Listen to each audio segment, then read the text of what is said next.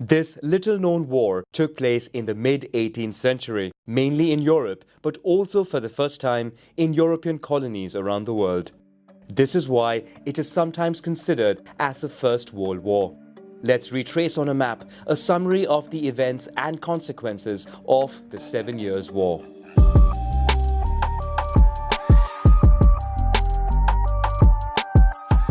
We begin in 1740, when the Holy Roman Empire is divided into a multitude of territories ruled by prince-electors. At the very top of the hierarchy is the title of Emperor, which has been shared for almost 300 years by the powerful Habsburg house. But this year, Emperor Charles VI, who is also Archduke of Austria, King of Bohemia, and the King of Hungary, dies without a male successor. His eldest daughter, Marie-Thérèse, cannot be emperor, but nevertheless inherits the territories of her father. For some competitors, this is a golden opportunity to challenge the Austrian domination. Thus, the young king of Prussia, Frederick II, without a declaration of war, invades the rich region of Silesia.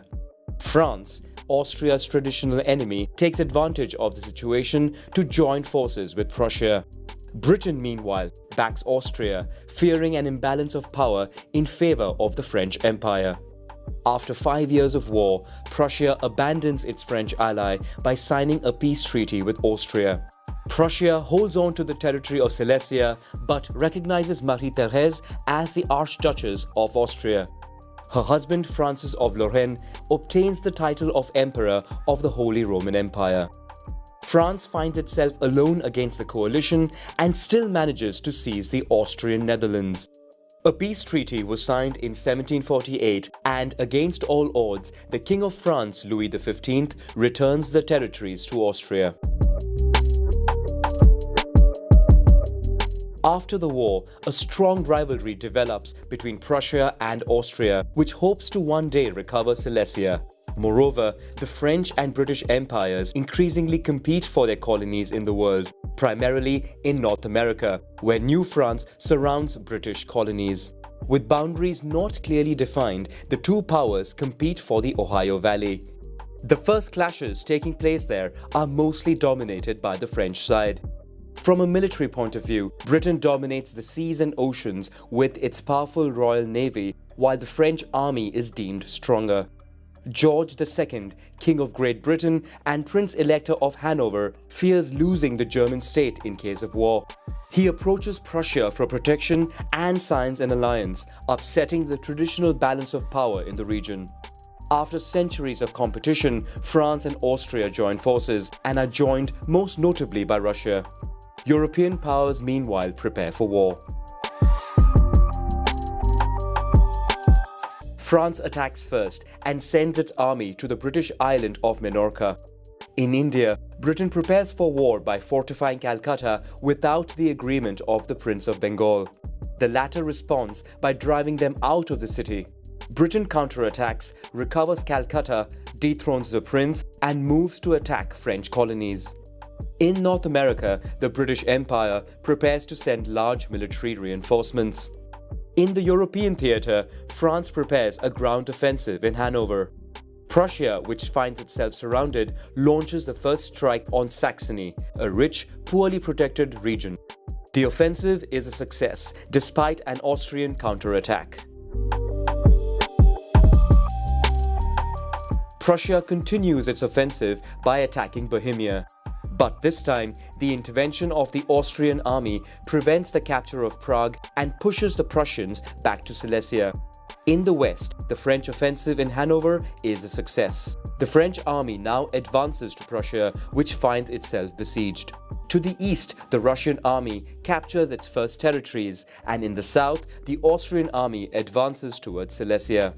Britain attempts to distract France from Hanover by initiating military raids on its Atlantic ports. A first military expedition is sent to Rochefort but is countered by the French army. Frederick II of Prussia sets out with his army to face the French. A fine strategist, he wins despite having a much smaller army. He then moves to face off against the Austrian army and once again wins due to his strategy despite having fewer soldiers. In North America, Britain stations ships at the mouth of the St. Lawrence River to blockade and isolate the French colony. On the European side, King George II refuses to recognize the surrender of his son in Hanover. He raises a new army that repels the French. In parallel, new raids are organized. After another failure on St. Malo, an offensive on the city of Cherbourg is a success and the city is looted. This time, Britain mounts a bigger offensive by sending 42,000 men to St. Malo. But they suffer a serious setback faced against 7,000 French soldiers. This failure marks the end of the raids on France. Britain now concentrates on Hanover and the colonies. In Africa, after the capture of St. Louis, Britain seizes the island of Gorée. In the east, while Prussia repulses the Russian army, this time it suffers a heavy defeat against Austria, which forces it to retreat for the winter. France plans to invade Great Britain. To do this, an army of 100,000 men would be escorted by the military fleets of Toulon and Brest. In parallel, a new army is sent to Hanover, but the latter fails to take hold. Meanwhile, Britain intensifies attacks against French colonies. It captures Caribbean islands and lays siege to Quebec City. In the east, Russia manages to join the Austrian army. Together, they overcome the army of Frederick II, which opens the way to Berlin, which is not protected. But following disagreements, both armies stop there. For France, the situation is complicated. With their military fleets of Toulon and Brest defeated by the Royal Navy, the invasion of Great Britain is abandoned. Without military fleets, France can no longer support its colonies.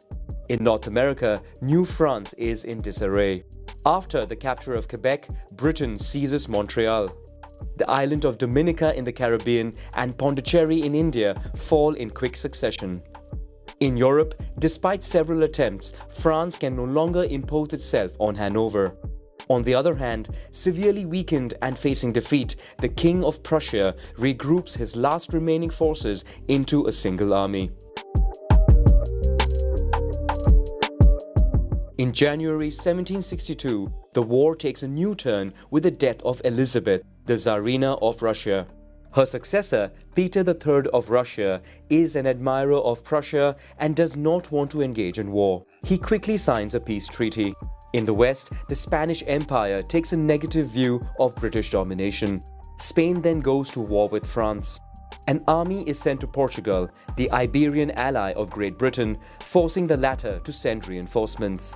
But in parallel, Britain takes advantage of an opportunity to seize Cuba and Manila in the Philippines. In Prussia, the king's army succeeds in defeating the Austrian army. Exhausted by years of war, European powers begin peace negotiations. Two peace treaties are signed separately. A first in Paris between France, Great Britain and Spain. France loses almost all its colonies. The country retains some territories in America, the island of Gorée in Africa, and 5 posts in India, provided they do not fortify or send armies there. Spain recovers Cuba, Manila, and gets Louisiana in exchange for Florida and peace with Portugal. On the other hand, the Treaty of Hubertusburg is signed between Prussia and Austria. Prussia liberates Saxony, in exchange for which it retains Silesia. The human toll of war is heavy, with 1.3 million people dead. More than half of them are civilians. European powers are weakened by war and forced to increase taxes to repay their debts. The first colonial empire of France is dismantled. The country invests in its military industry, mainly its naval fleet, to catch up with Britain. Austria is forced to abandon Silesia, but saves face by liberating Saxony. Prussia, although greatly weakened, is now respected and even feared. Finally, Britain becomes the major world power, but its empire is also indebted by war. It intends to take advantage of its colonies to repay debt through new taxes, which causes great discontent. On the other hand, Native American tribes unite to demand the departure of the British from the former French colony and demand an independent state. The government tries to calm the situation by creating in a rush an Indian reservation. But this again prevents British colonists from expanding their territories in the West, increasing frustrations. This sows the seeds of separation between the British government and its colonists.